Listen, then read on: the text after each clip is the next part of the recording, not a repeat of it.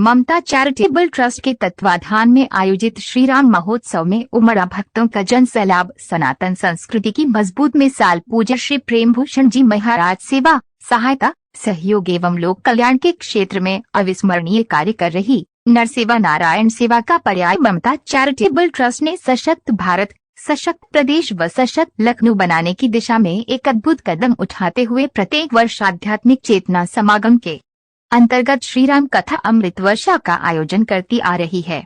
श्री राम कथा अमृत वर्षा महोत्सव में उमड़ा भक्तों का जन सैलाब तथा समर्पण भक्तिभाव देखकर सनातनी संस्कृति कितनी मजबूत है सहज ही आभास किया जा सकता है। हम मजबूत होंगे तो भारत को सोने की चिड़िया और विश्व गुरु बनने से कोई रोक नहीं पाएगा। अपने राघव सरकार हमेशा हमारे साथ है।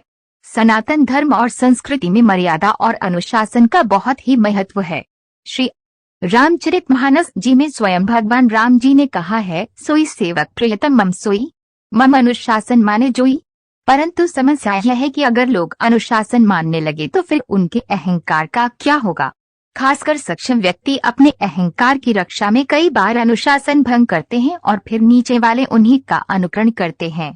सरस श्री राम कथा गायन के लिए सर्वप्रिय प्रेममूर्ति पूज्य श्री प्रेमभूषण जी महाराज ने उक्त बातें लखनऊ के गोमती नगर विस्तार स्थित CMS विद्यालय के मैदान में ममता चैरिटेबल ट्रस्ट द्वारा आयोजित 9 दिवसीय श्री राम कथा के 5वें दिन व्यासपीठ से कथा वाचन करते हुए कहीं।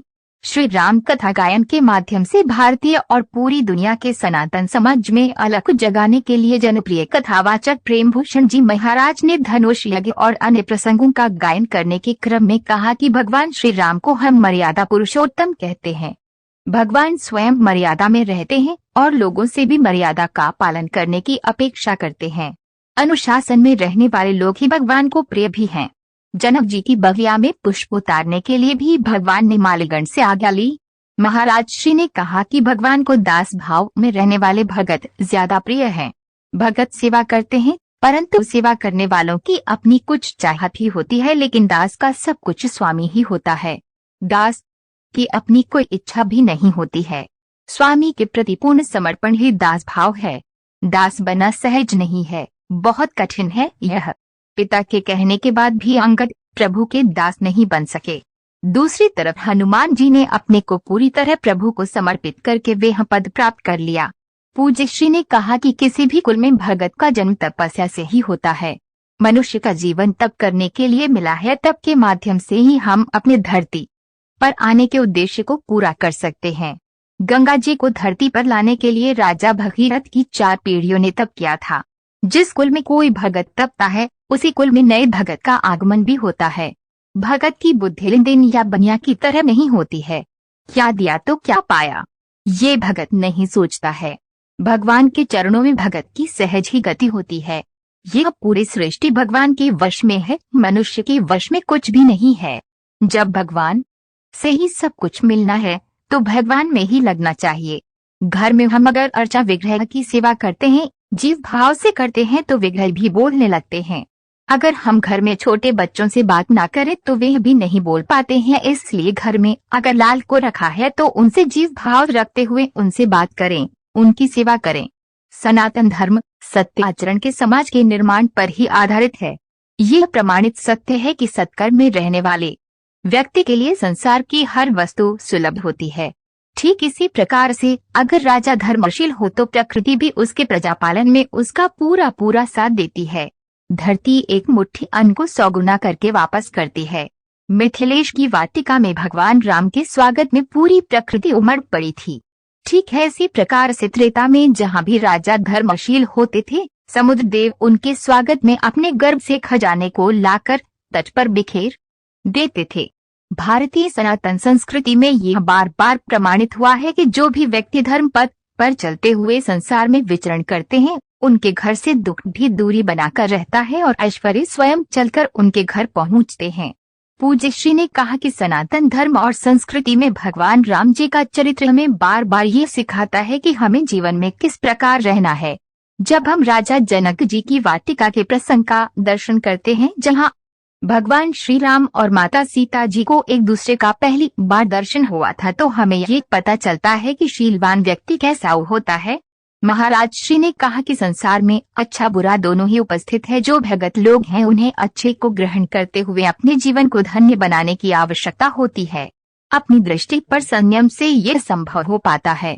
जब हम अच्छा देखने का प्रयास करते हैं तो हमें सब कुछ अच्छा ही दिखता है। जैसे युधिष्ठिर को ढूंढने पर भी कोई बुरा व्यक्ति नहीं मिला, लेकिन उसी जगह पर दुर्योधन को ढूंढने पर कोई एक भी अच्छा व्यक्ति नहीं मिला।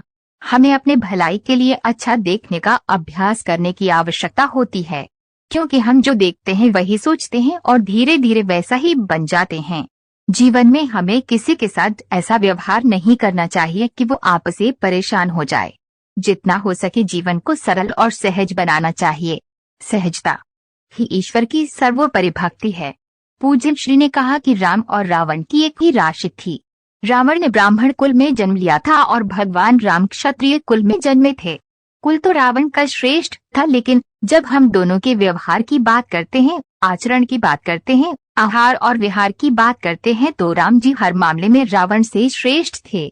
समाज में आम लोग श्रेष्ठ के ही आचरण का अनुकरण और अनुसरण करते हैं। ऐसे में सभी श्रेष्ठ व्यक्तियों के लिए ये आवश्यक है कि वे अपने आचार व्यवहार आहार में श्रेष्ठता का प्रदर्शन करें, जिनका अनुकरण किया जा सके।